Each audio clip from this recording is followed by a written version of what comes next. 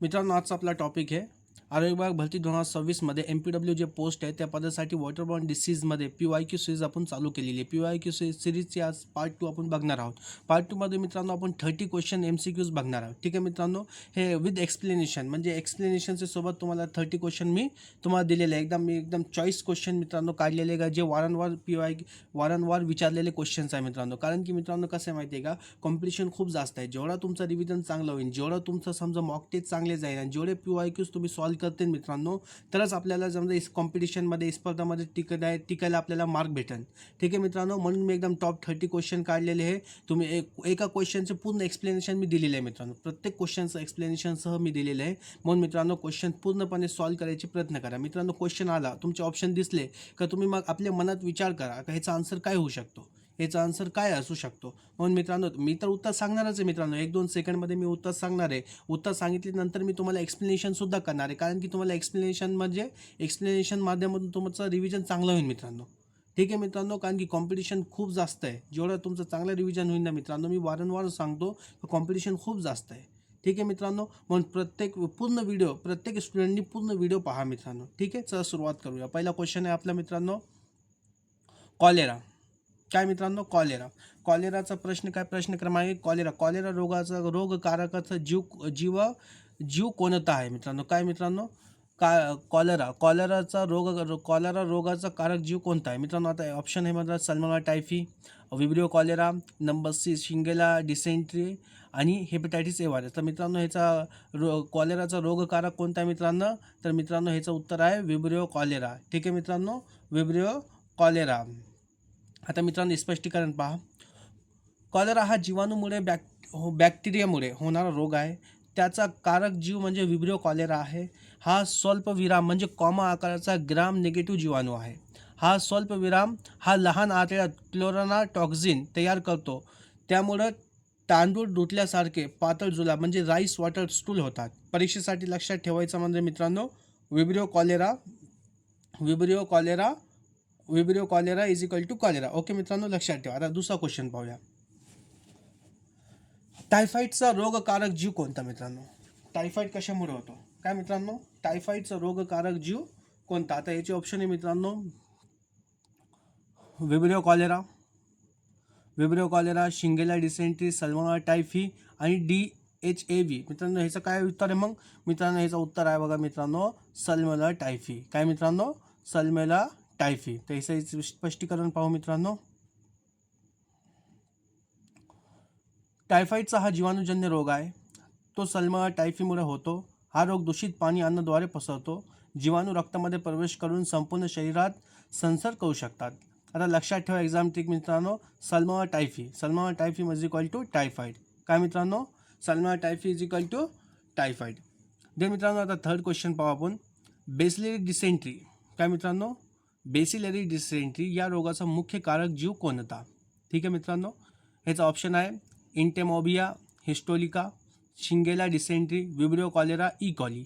तर मित्रांनो ह्याचा काय ऑप्शन आहे, ह्याचा अचूक उत्तर आहे मित्रांनो शिंगोला. काय मित्रांनो, शिंगेला डिसेंट्री. आता स्पष्टीकरण पाहू मित्रांनो. बॅसिलरी डिसेंट्री हा जीवाणूजन्य रोग आहे. त्याचा प्रमुख कारक शिंगेला डिसेंट्री आहे. या रोगामध्ये रक्त श्लेष्मा म्युकस असलेला जुलाब होतात. रुग्णाला वारंवार शौचात जाण्याची तीव्र इच्छा म्हणजे टेनिसमस होते. आता परीक्षेची ट्रिक मित्रांनो, bacillary is equal to shigella amoebic entamoeba histolytica. ठीक आहे मित्रांनो. आता पुढचा क्वेश्चन पाहू. Question number 4. हेपेटायटिस ए चा हा रोग कोणत्या विषाणूमुळे होतो. ठीक आहे मित्रांनो, हेपेटायटिस ए हा रोग कोणत्या विषाणूमुळे होतो. तर मित्रांनो ह्याचं उत्तर आहे ऑप्शन आहे HBV, HCV, HAV आणि HEV. तर मित्रांनो ह्याचं उत्तर आहे, अचूक उत्तर आहे हेपेटायटिस ए व्हायरस. ह्याचं उत्तर आहे मित्रांनो सी. काय मित्रांनो, सी, हेपेटायटिस ए व्हायरस. आता स्पष्टीकरण पाहू मित्रांनो. हेपेटायटिस ए व्हायरस HAV मुळे होतो. हा दूषित पाणी अन्नाद्वारे पसरतो. हा प्रामुख्याने यकृत लिव्हर प्रभावित करतो. बहुतेक रुग्ण पूर्णपणे बरे होतात. लक्षात ठेवा HAV is equal to hepatitis A. HEV म्हणजे मित्रांनो हेपेटायटिस ए व्हायरस. ठीक आहे मित्रांनो.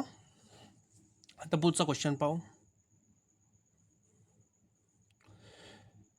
पुढचा क्वेश्चन आहे मित्रांनो, हेपेटायटिस ई हा रोग कोणत्या विषाणूमुळे होतो? तर मित्रांनो ह्याचं उत्तर आहे बघा, याचे ऑप्शन आहे HAV, HBV, HCV, HEV. तर मित्रांनो याचं उत्तर आहे हेपेटायटिस ई व्हायरस. काय मित्रांनो? हेपेटायटिस ई व्हायरस हा रोग कोणत्या विषाणूमुळे होतो मित्रांनो? Hepatitis E virus. आता हे स्पष्टीकरण पाहा मित्रांनो, हेपेटायटिस ई हा हेपेटायटिस ई व्हायरस HEVमुळे होतो. हा देखील दूषित पाण्याद्वारे पसरतो. गर्भवती महिलांमध्ये हा रोग अधिक गंभीर ठरू शकतो. मित्रांनो हे पॉईंट लक्षात ठेवा, गर्भवती महिलांमध्ये हा रोग अधिक गंभीर ठरू शकतो. परीक्षेसाठी महत्त्वाचं मित्रांनो, HEV इज इक्वल टू गर्भवती महिलांसाठी अधिक धोकादायक आहे. गर्भवती महिलांसाठी मित्रांनो अधिक धोकादायक कोणता व्हायरस आहे? Hepatitis E virus. ठीक आहे मित्रांनो, हे लक्षात ठेवा. आता मित्रांनो पुढचा क्वेश्चन पाहू, वॉटरबॉर्न डिसीजचा मुख्य प्रसार मार्ग कोणता आहे? काय मित्रांनो? वॉटरबॉर्न डिसीजचा मुख्य प्रसार मार्ग कोणता आहे? Airborne route, B vectorborne route, C faeco oral route, D blood transfusion. तर मित्रांनो याचं उत्तर कोणतं आहे? C faeco oral route. काय मित्रांनो? C faeco oral route. आता स्पष्टीकरण पाहू मित्रांनो, संक्रमित व्यक्तीच्या मलामधील जंतू पाणी किंवा अन्न दूषित करतात. तेच पाणी किंवा अन्न दुसऱ्या व्यक्तीने घेतल्यास संसर्ग होतो. याला फिको ओरल रूट म्हणतात. ठीक आहे मित्रांनो, लक्षात ठेवा, फिको ओरल रूट म्हणजे काय? दूषित अन्न किंवा पाणी दुसऱ्या व्यक्तीला घेतल्यास संसर्ग होतो. म्हणजे लक्षात ठेवा मित्रांनो, मल, पाणी, अन्न, तोंड आणि रोग हे सिरीज लक्षात ठेवा. ठीक आहे मित्रांनो. आता पुढचा क्वेश्चन पाहू, कॉलेरा. नंबर 7, प्रश्न क्रमांक 7, कॉलेरा रोगामध्ये मृत्यूचे प्रमुख कारण कोणते आहे? काय मित्रांनो? कॉलेरा रोगमध्ये मृत्यूचे प्रमुख कारण कोणते आहे? ठीक आहे मित्रांनो, ऑप्शन पाहायचा, ताप, खोकला, तीव्र निर्जलीकरण म्हणजे सिव्हिअर डिहायड्रेशन, डी डोकेदुखी. तर मित्रांनो कॉलेरामध्ये काय होतं मित्रांनो? तीव्र निर्जलीकरण म्हणजे सिव्हिअर डिहायड्रेशन. ह्याचे मुख्य कारण काय मित्रांनो? मृत्यूचे मुख्य कारण आहे मित्रांनो तीव्र निर्जलीकरण आणि सिव्हिअर डिहायड्रेशन. ओके मित्रांनो, आता हे स्पष्टीकरण पाहू. कॉलेरामध्ये सतत पातळ जुलाब होतात. ठीक आहे, त्यामुळे शरीरातील पाणी व क्षार इलेक्ट्रोसाइट्स मोठ्या प्रमाणात कमी होतात. वेळेवर ORS किंवा आई फ्लुइड्स न दिल्यास रुग्णाचा मृत्यू होऊ शकतो. ठीक आहे मित्रांनो, आणि ह्याचा गोल्डन पॉईंट काय मित्रांनो? कॉलेरात मृत्यूचे मुख्य कारण म्हणजे निर्जलीकरण म्हणजे डिहायड्रेशन. ओके, क्वेश्चन नंबर 8 पाहू, ORSचे मुख्य कार्य कोणते? काय मित्रांनो? ORSचे मुख्य कार्य कोणते आहे? नंबर 1, ताप कमी करणे, बी शरीरातील पाणी व क्षारांची कमतरता भरून काढणे, नंबर सी जीवाणू मारणे, नंबर डी विषाणू नष्ट करणे. तर मित्रांनो याचं योग्य उत्तर आहे बी शरीरातील पाणी व क्षारांची कमतरता भरून काढणे. ठीक आहे, आता हे स्पष्टीकरण बघा मित्रांनो, ORS हे प्रतिजैविक अँटीबायोटिक नाही. ORSचे मुख्य कार्य म्हणजे शरीरातील पाणी आणि इलेक्ट्रोलाइट्सची कमतरता भरून काढणे.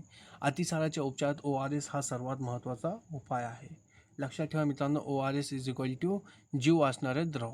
ठीक आहे मित्रांनो, काय? जीव वाचवणारे द्रव, ओरल रिहायड्रेशन सोल्युशन, याचा फुल फॉर्म आहे मित्रांनो, लक्षात ठेवा. मित्रांनो प्रश्न क्रमांक 9 पाहू, टायफॉईडची खात्री करण्यासाठी सर्वात विश्वास तपासणी कोणती? टायफॉईडची खात्री करण्यासाठी सर्वात विश्वासार्ह कोणती? Number 1, A viral test, B urine test, C blood culture test, D x-ray test. तर मित्रांनो याचं योग्य उत्तर काय आहे?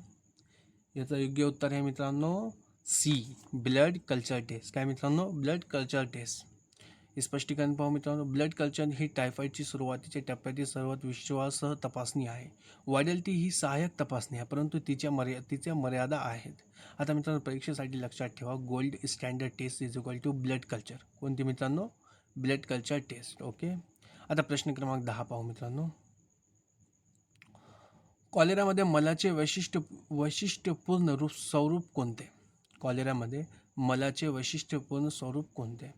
नंबर 1, रक्त मिश्रित मल, काळा मल, तांदूळ धुतल्यासारख्या पाण्यासारखा मल म्हणजे रिस्ट्रॉटल टूल, आणि हिरवा मल. तर मित्रांनो ह्याचं योग्य उत्तर आहे, कॉलेरामध्ये मलाचे वैशिष्ट्यपूर्ण स्वरूप म्हणजे मित्रांनो तांदूळ धुतल्यासारखा पाण्यासारखा मल म्हणजे जुलाब होतात, म्हणजे राईस वॉटर स्टूल होतात.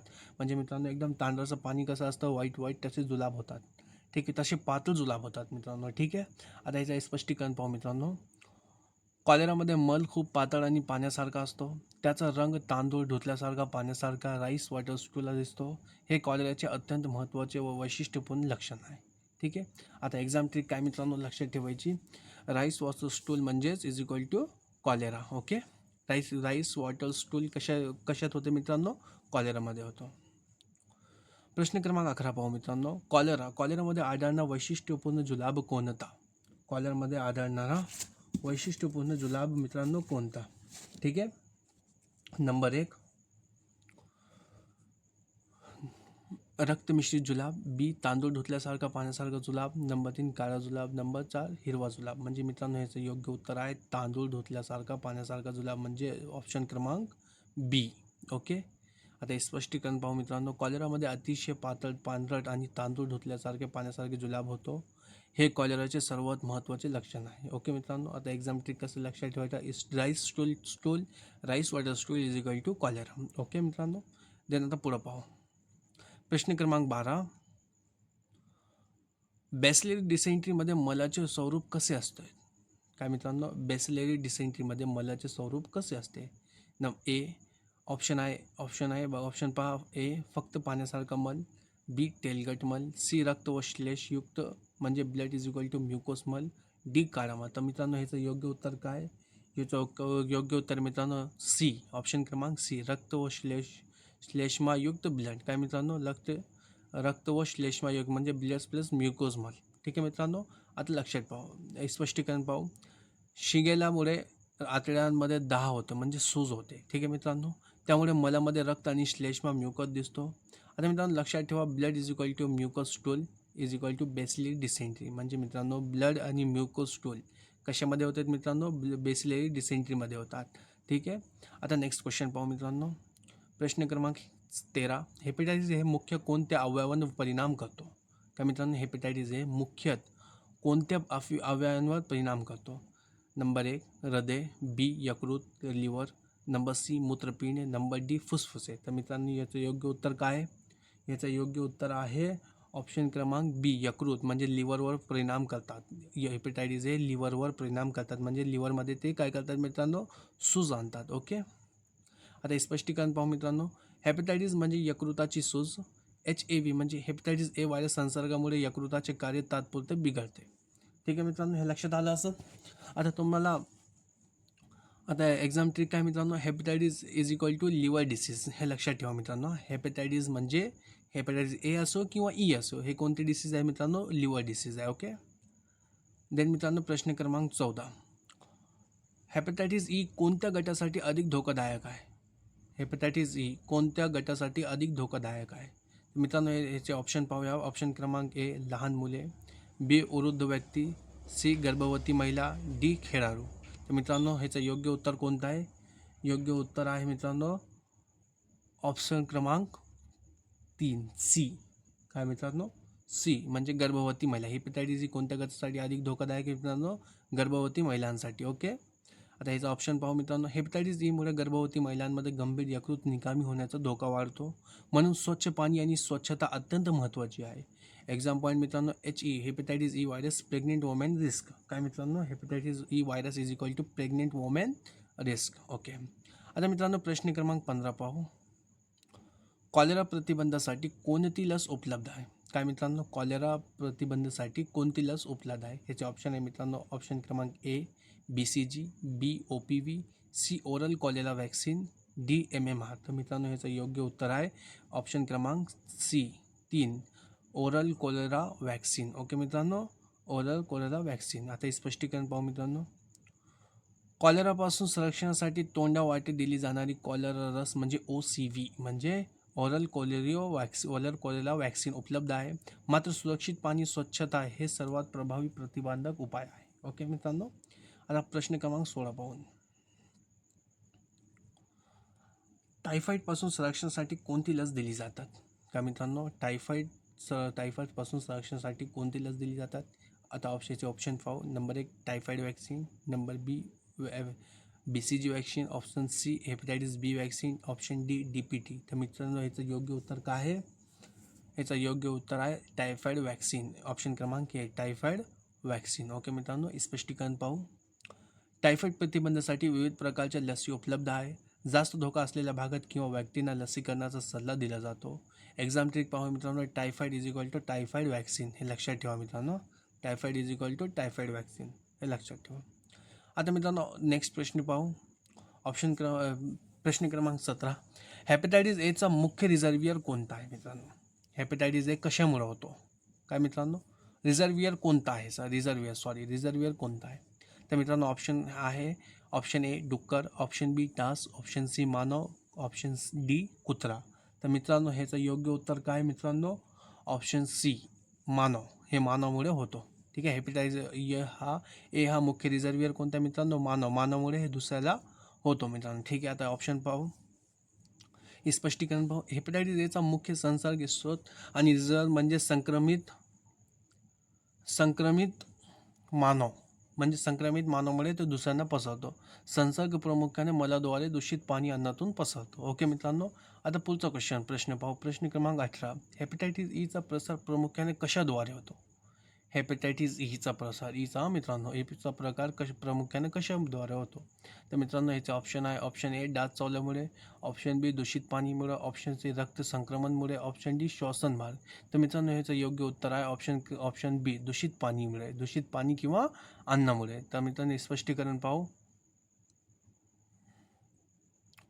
हेपेटायटिस ई व्हायरसचा प्रसार फिको ओरल रूटने होतो. दूषित पाणी हे सर्वात सामान्य माध्यम आहे. ठीक आहे मित्रांनो, एक्झाम पॉईंट आहे.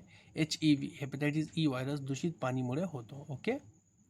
आता ऑप्शन क्रमांक 19. कॉलेराचा जीवाणू कोणत्या आकाराचा असतो? काय मित्रांनो, कॉलेराचा जीवाणू कोणत्या आकाराचा असतो? नंबर 1 ए, ऑप्शन क्रमांक ए गोलाकार म्हणजे कोसी, ऑप्शन बी दंड गोलाकार म्हणजे बेसिली, ऑप्शन सी सॉल्प विराम म्हणजे कॉमा शेप्ड, ऑप्शन डी सर्पिल म्हणजे स्पायरल. तर मित्रांनो याचं योग्य उत्तर आहे कॉमा शेप्ड म्हणजे स्वल्प विराम जीवाणू आकाराचा असतो. कोणता मित्रांनो? कॉमा शेप्ड कॉलेराचा जीवाणू मित्रांनो कॉमा शेप्ड आकाराचा असतो. याचं उत्तर पाहू मित्रांनो. विब्रियो कॉलेरा हा कॉमा शेप्ड ग्राम निगेटिव्ह जीवाणू आहे. काय मित्रांनो, विब्रियो कॉलेरा कॉमा शेप्ड ग्राम निगेटिव्ह जीवाणू आहे. हा प्रश्न अनेक स्पर्धा परीक्षांमध्ये वारंवार विचारला जातो. हे लक्षात ठेवा मित्रांनो, हा प्रश्न परीक्षांमध्ये वारंवार विचारला जातो. एक्झाम ट्रिक काय मित्रांनो, कॉमा शेप्ड म्हणजे विब्रियो कॉलेरा. कॉमा शेप्डचा जीवाणू कोणता आहे? विब्रियो कॉलेराचा आहे. ओके मित्रांनो. आता पुढचा प्रश्न पाहू. प्रश्न क्रमांक 20. टायफॉईडचा इन्क्युबेशन पिरियड साधारण किती असतो? मित्रांनो हे लक्षात ठेवा, टायफॉईडचा इन्क्युबेशन पिरियड साधारण किती असतो? तर मित्रांनो ऑप्शन आहे ए 1 ते 2 दिवस, ऑप्शन बी 7 ते 14 दिवस, ऑप्शन सी 30 ते 40 दिवस, ऑप्शन डी 6 महिने. तर मित्रांनो ह्याचं योग्य उत्तर काय? ऑप्शन बी 7 ते 14 दिवस. टायफॉईडचा इन्क्युबेशन पिरियड असतो मित्रांनो 7 ते 14 दिवस. आता इन्क्युबेशन पिरियड म्हणजे मित्रांनो काय? टायफॉईडचं जे जीवाणू आहे, टायफॉईडचं जे व्हायरस आहे ते आपल्या शरीरामध्ये प्रवेश करतो. प्रवेश केल्यानंतर किती दिवसात त्याचे लक्षण सिम्पटम दिसतात त्याला इन्क्युबेशन पिरियड म्हणतात. तर मित्रांनो टायफॉईडचा व्हायरस आपल्या शरीरामध्ये गेल्यावर 7 ते 14 दिवस नंतर त्याचे लक्षणे सिम्पटम मित्रांनो दिसू लागतात. ओके. आता इथं स्पष्टीकरण पाहू मित्रांनो. टायफॉईडचा उष्यमान कालावधी म्हणजे इन्क्युबेशन पिरियड साधारण 7 ते 14 दिवस आहे. काय मित्रांनो, 7 ते 14 दिवस असतो. काही रुग्णांमध्ये ते 3 ते 7 दिवसपर्यंत बदलू शकतो, परंतु परीक्षेसाठी 7 ते 14 दिवस हे उत्तर सर्वाधिक विचारले जाते. आता एक्झाम ट्रिक काय मित्रांनो, टायफॉईड म्हणजे 7 ते 14 दिवस. काय मित्रांनो, 7 ते 14 दिवस.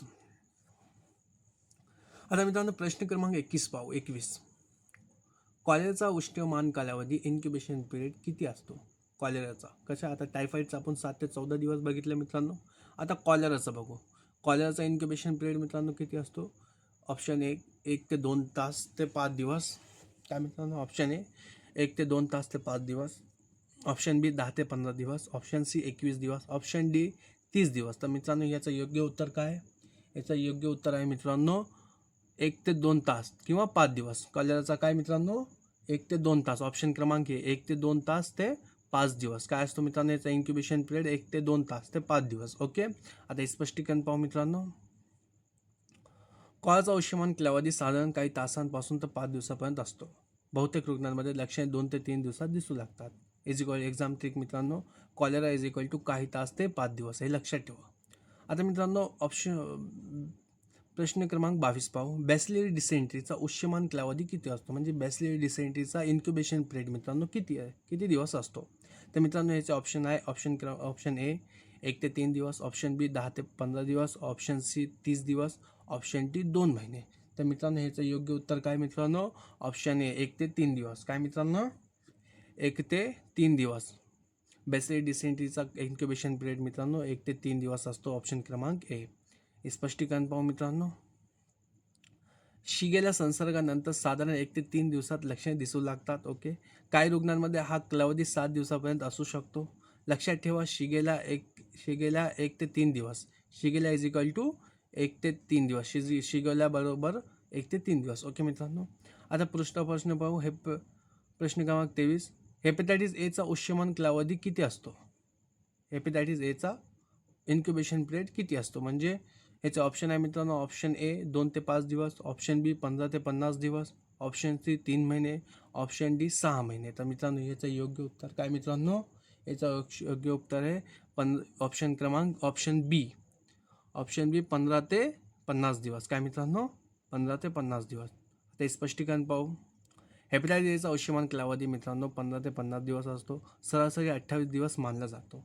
एक्झाम पॉईंट मित्रांनो हेपेटायटिस ए 15 ते 50 दिवस. ओके मित्रांनो. पुढचा प्रश्न पाहू मित्रांनो 24. प्रश्न क्रमांक 24. हेपेटायटिस ईचा उष्यमान कालावधी किती असतो? म्हणजे मित्रांनो हेपेटायटिस एचा इन्क्युबेशन पिरियड किती असतो?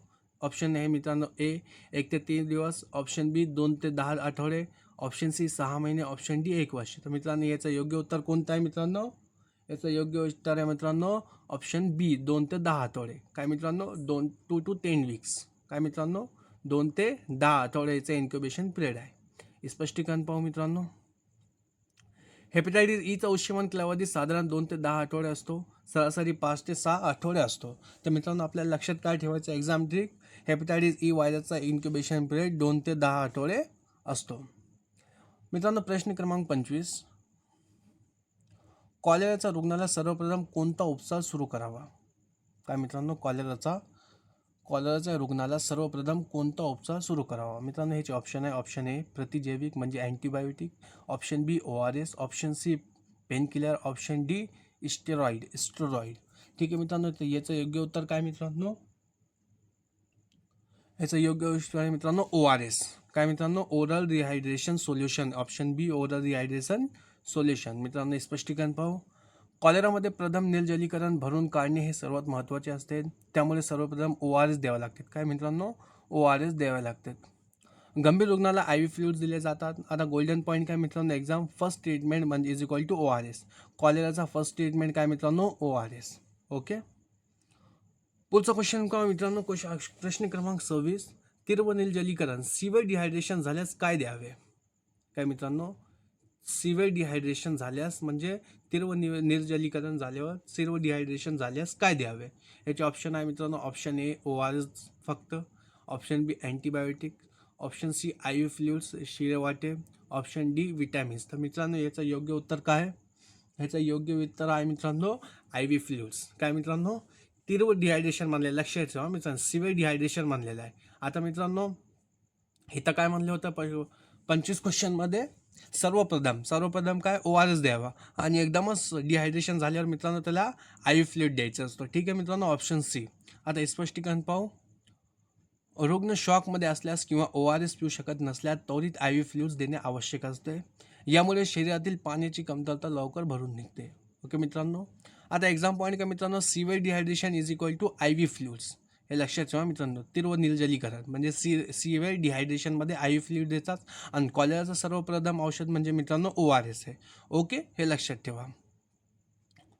आता पुढचा प्रश्न पाहू. प्रश्न क्रमांक 27. टायफॉईडचे सर्वात सामान्य लक्षण कोणते? टायफॉईडचे मित्रांनो सर्वात सामान्य लक्षण कोणते? ऑप्शन ए सतत वाढणारा ताप, ऑप्शन बी कानदुखी, ऑप्शन सी त्वचेवर फोड, ऑप्शन डी श्वास लागणे. मित्रांनो याचं योग्य उत्तर काय? याचं योग्य उत्तर आहे मित्रांनो ऑप्शन ए सतत वाढणारा ताप. काय मित्रांनो? टायफॉईडमध्ये सर्वसामान्य लक्षण कोणते मित्रांनो? सतत वाढणारा ताप. आता हे स्पष्टीकरण पाहू मित्रांनो. टायफॉईडमध्ये दीर्घकाळ टिकणारा ताप हे प्रमुख लक्षण आहे. त्यासोबत डोकेदुखी, अशक्तपणा, भूक न लागणे अशी लक्षणे दिसू शकतात. ओके मित्रांनो. एक्झाम ट्रिक काय? Typhoid is equal to prolonged fever म्हणजे वाढणारा ओके. आता मित्रांनो पुढचा प्रश्न पाहू. हेपेटायटिस प्रश्न क्रमांक 28. हेपेटायटिसमध्ये त्वचा व डोळे पिवळे होण्याला काय म्हणतात? काय मित्रांनो, हेपेटायटिसमध्ये त्वचा व डोळे पिवळे होण्याला काय म्हणतात? Option A cyanosis, option B pallor, option C jaundice म्हणजे कावीळ, ऑप्शन डी इडिमा. तर मित्रांनो याचं योग्य उत्तर काय? याचं योग्य उत्तर आहे मित्रांनो जॉन्डिस म्हणजे कावीळ. हेपेटायटिसमध्ये त्वचा व डोळे पिवळे होण्याला कावीळ म्हणतात म्हणजे जॉन्डिस म्हणतात. ओके मित्रांनो. स्पष्टीकरण. यकृताचे कार्य बिघडल्याने रक्तातील बिलिरबिन काय मित्रांनो बिलिरबिन वाढते त्यामुळे त्वचा डोळे आणि लघवी पिवळी दिसते. हा मित्रांनो लक्षात ठेवा. एक्झाम पॉईंट काय? येल्लो आईज प्लस स्किन म्हणजे जॉन्डिस. काय मित्रांनो yellow eyes is equal plus skin म्हणजे जॉन्डिस. ओके. आता पुढचा प्रश्न पाहू. जलजन्य रोग टाळण्यासाठी सर्वात प्रभावी उपाय कोणता? ऑप्शन ए सुरक्षित पिण्याचे पाणी, ऑप्शन बी रोज प्रतिजैविक घेणे, फक्त मास्क वापरणे, ऑप्शन डी व्यायाम करणे. तर मित्रांनो याचं योग्य उत्तर आहे ऑप्शन ए सुरक्षित पिण्याचे पाणी. काय मित्रांनो सुरक्षित पिण्याचे पाणी म्हणजे जलजन्य रोग टाळण्यासाठी सर्वात प्रभावी उपाय म्हणजे सुरक्षित पिण्याचे पाणी. हे स्पष्टीकरण पाहू मित्रांनो. स्वच्छ व सुरक्षित पाणी. काय मित्रांनो स्वच्छ व सुरक्षित पिण्याचे पाणी, शौचालयाचा वापर, हात धुणे आणि अन्न स्वच्छ ठेवणे हे जलजन्य रोग प्रतिबंधाचे मुख्य उपाय आहेत. गोल्डन पॉईंट के मित्रांनो safe water is equal to best prevention. आता मित्रांनो पुढचा शेवटचा प्रश्न पाहू मित्रांनो. आपले 29 प्रश्न झालेले. आता शेवटचा प्रश्न आहे प्रश्न क्रमांक 30. पिण्याचे पाणी सुरक्षित करण्यासाठी सर्वात सोपी पद्धत कोणती? काय मित्रांनो पिण्याचे पाणी सुरक्षित करण्याची सर्वात सोपी पद्धत कोणती? नंबर ए पाणी उकळणे, नंबर बी साखर मिसळणे, नंबर सी रंग घालणे, नंबर डी थंड करणे. तर मित्रांनो ह्याचं योग्य उत्तर आहे ऑप्शन क्रमांक ए पाणी उकळणे. आता मित्रांनो स्पष्टीकरण पाहू. स्पष्टीकरण एक्सप्लेनेशन आहे मित्रांनो. पाणी किमान 1 मिनिट उकळल्यास बहुतेक रोगकारक जंतू नष्ट होतात. ग्रामीण भागात ही सर्वात सोपी आणि प्रभावी पद्धत मानली जाते. एक्झाम ट्रिक मित्रांनो boiled water is equal to safe water. एक लक्षात ठेवा मित्रांनो boiled water is equal to safe water. आता मित्रांनो आता आपण लेक्चरचं रिव्हिजन पाहू. कॉलेरा इन्क्युबेशन काही तास ते 5 दिवस, बेसिलस डिसेंट्री 1 ते 3 दिवस, हेपेटायटिस ए 15 ते 50 दिवस, हेपेटायटिस ई 2 ते 10 आठवडे, cholera first treatment ORS, severe डिहायड्रेशनमध्ये IV फ्लुइड्स देतात, टायफॉईड मेन सिम्पटम म्हणजे दीर्घकाळ ताप, हेपेटायटिस म्हणजे कावीळ होणे, जॉन्डिस होणे, पिवळे दिसते, येल्लो होतं मित्रांनो. बेस्ट प्रिव्हेन्शन म्हणजे सुरक्षित पिण्याचे पाणी, सेफ वॉटर मेथड म्हणजे पाणी उकळणे. मित्रांनो पुढील भागात आपण MCQ 31 ते 60 का मित्रांनो 31 ते 60 क्वेश्चन्स देईन. हा भाग आरोग्य विभाग भरती MPW हेल्थ इन्स्पेक्टर आणि सॅनिटरी इन्स्पेक्टर परीक्षांसाठी आणखी महत्त्वाचं सार्वजनिक आरोग्य सर्व्हेलियन्स आणि MPWच्या भूमिकेवर प्रश्न असेल. ओके मित्रांनो हे होते आपले 1 ते 30 प्रश्न. वॉटरबॉर्न डिसीज कोणते मित्रांनो? वॉटरबॉर्न डिसीज म्हणजे जलजन्य रोगाचे आपले 30 प्रश्न होते. एकदम सोप्या भाषेमध्ये मी प्रश्नाचं स्पष्टीकरण दिले मित्रांनो.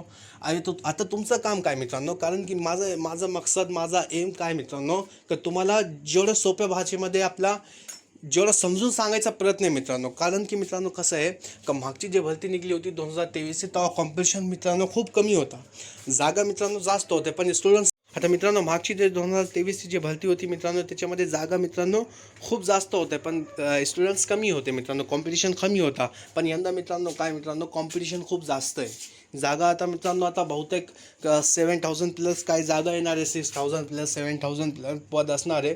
पण मित्रांनो MPWसाठी मित्रांनो 1,000 प्लस पोस्ट असणार आहे. पण मित्रांनो कॉम्पिटिशन लाखोमध्ये असणार आहे लक्षात ठेवा. कारण की सॅनिटरी इन्स्पेक्टर कोर्स सगळ्यांनी करून ठेवलेला आहे. बहुतेक लोकांना माहीत नव्हता, बहुतेक स्टुडंट्सना मित्रांनो माहीत नव्हता का SI कोर्स काय, MPW कोर्स काय, हेल्थ सुपरवायझर पोस्ट कोणती आहे. म्हणून मित्रांनो मी काय केलं एकदम सोप्या भाषेमध्ये मित्रांनो माझा रिव्हिजन पक्का, माझा फक्त काय एक मेन आहे का तुम्हाला एकदम सोप्या भाषेमध्ये समजून सांगायचा प्रयत्न करतोय. ठीक आहे मित्रांनो. आता तुम्ही मला कमेंटमध्ये सांगा का तुम्हाला क्वेश्चन कसे वाटले, कसे आवडले, तुम्हाला आणखी याच्यामध्ये इम्प्रूव्हमेंट काय पाहिजे. म्हणजे मित्रांनो माझं म्हणणं काय की तुम्हाला क्वेश्चनमध्ये हे जे सिरीज आपण चालू केलेमध्ये चालू केलेली आहे, ह्याच्यामध्ये तुम्हाला आणखी काय वाटतंय तुम्ही मला कमेंट करून नक्की सांगा. मित्रांनो, जर हे लेक्चर उपयुक्त वाटले असेल तर व्हिडिओला लाईक करा, आपल्या मित्रांना शेअर करा आणि MPW लर्निंग सेंटर चॅनलला सबस्क्राईब करा. संपूर्ण अभ्यास करा. आपण इथेच शिकणार आहोत. पुढच्या लेक्चरमध्ये भेटू. तोपर्यंत मन लावून अभ्यास करा, नियमित रिव्हिजन करा आणि सरकारी नोकरीचे स्वप्न साकार करण्यासाठी स्वतःवर विश्वास ठेवा. भेटूया मित्रांनो पुढच्या लेक्चरमध्ये. तोपर्यंत धन्यवाद. थँक्यू.